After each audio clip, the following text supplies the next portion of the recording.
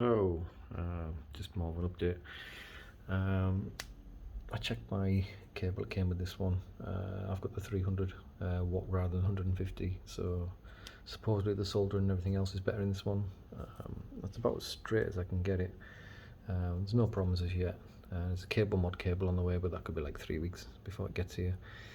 I'm still leaving the plastic on because I'm still in talks as such with eBuyer as to what I'm left with. The Zotac went back, just couldn't stand the fans, and there's people replied to my videos and other posts that I've done saying they're either going to put a water block on it, or they've just sent it back, or they're planning on sending it back because they don't like the fans as well. Zotac did a really nice card and then screwed it up with the crappy fans. But like I say, it's not the fans, because I mean, I don't really want to do it, but they spin easily on the Zotac, and there's no noise or anything, just the same as these. But as soon as they get power and they come on at the least RPM, which is 1100, I think it is, you can hear them, and it's not good. This one, bad call line, but because it's down the back of there, and this case actually does a really good job hiding the call line.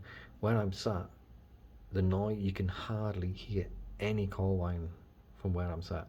Now if I was sat beside like a PC desk or something, I would hear it and it'd bug us.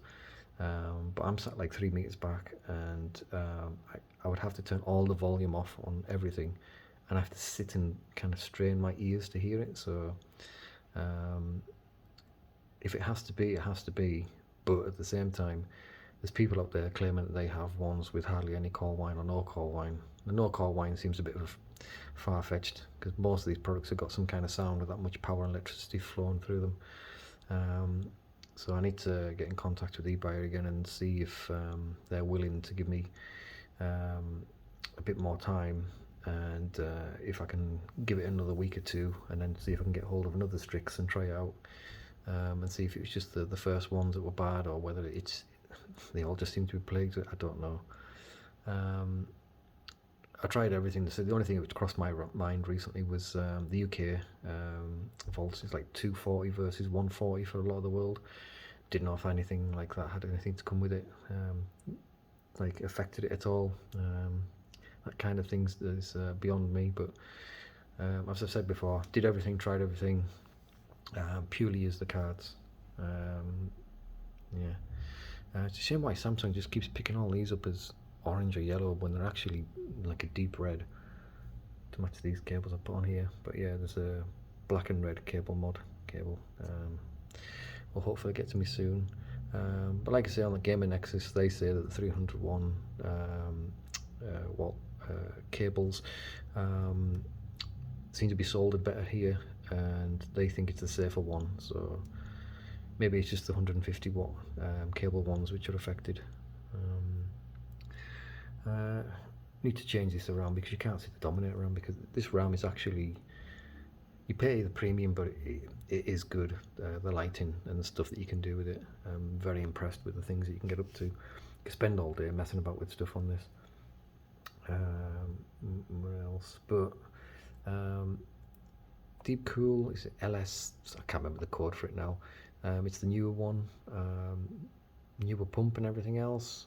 The Deep Cool Castle EX I had was excellent. The pump is the quietest one I've ever heard, or not heard. No, not this one. I can hear it, even when I set it like lower and then to ramp up. I can hear it, and it's. I'm going to give the Corsair LCD or the MSI LCD a go. That's going to happen probably tomorrow. So it'll be another thing to mess about with. But apart from that, yeah, Strix obviously overpriced. But my god, the temps are really good on it. It's like, it hardly ever, in fact I don't even remember it, even when it's idle, these actually ever coming on. They only ever seem to come on when I game, whereas the Zotac, well, it varied. Sometimes it was on every 5 minutes, and sometimes it was on maybe about once every 20 minutes. But yeah, the Zotac one was on not this thing. I think it's because on the Zotac this was more covered on here, and it wasn't as open. There's a lot more openings and holes and stuff on this one where it seems to be able to vent the heat a lot better. But I also think the fan array, the fin array on the back of here, and on the back of the card is I think it's larger. It is made out of more metal, but it's substantially heavier than what the Zotac was. So I don't think it's just the actual shroud. I think it's also there's more in there, which is help dissipating the heat better. So yeah, I mean the card's really nice. The RGB is a bit odd. Just having it on here and that, it's a bit weird. The Zotac was definitely great for its lighting. There's like 5 different points you could change. But yeah, but performance wise, and if you want to push it and keep the card past the 5090 and try and eke a bit more FPS out of it, this is certainly the one to go for. It's just got more room to move. I mean, even if you pushed it, you're probably only looking at an extra 10 FPS or something like that, but in a couple of years to come, that 10 FPS could change you from, say, like a 50 FPS getting you up to a 60, depending on what kind of new games they come out with. It's going to be demanding or pushing something. But again, with DLS 3, I actually think the 4090s will be probably held on to longer than what the 3090s were. The 3090s were just enough in some games, but not comfortable, whereas this is more than comfortable and still plenty of room to breathe. So I wouldn't be surprised if people hang on to the 4090s for longer than what they did with the 3090s. Yeah.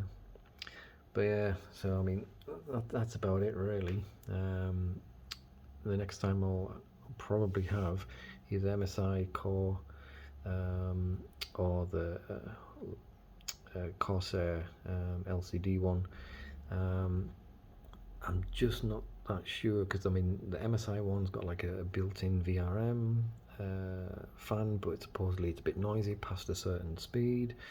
The Logitech one, the Corsair one has got quite a few complaints about its screen being problematic, but at the moment I've got Corsair controlling the RAM, and the Corsair does a really good job at controlling the GPU. It actually recognizes it, whereas when I was using the Zotac one and using other things on here, they all seem to be getting in each other's way and being problematic. But at what I have at the moment, they all seem to be behaving and doing what they're supposed to do. So I'm more drawn to the Corsair AIO, just because I don't think it's going to clash with anything or have any problems on the software side of things. Yeah, but we'll see. Anyway, yeah, last thought on the 4090 call wine thing. The Zotac went back because the fans were just more noisy than what the call wine was of this, where I'm sat. If I was sat beside a PC desk and this was underneath it, I couldn't keep hold of this. But because I'm sat further back, this case does a really good job of actually masking it, and because it's vertically mounted, the sound's down there. So unless I turn all the sound off and listen for the call wine, I can't hear it where I'm sat. But at the same time, I still want to get a reply back from eBuyer, because it's a lot of money to spend on something which you're not 100% happy with. And there is people out there claim they've got nearly silent or silent versions, and I want to be one of those people. And everything's been tried. The PC was moved to a different house, electric filters, 2 different motherboards, 2 different RAM, 4 different PSUs.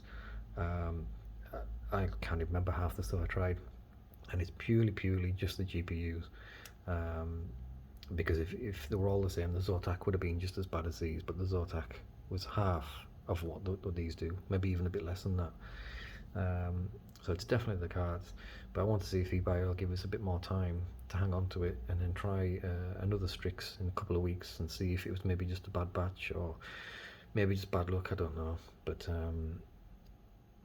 yeah, it shouldn't be bad luck, not with the price of these things.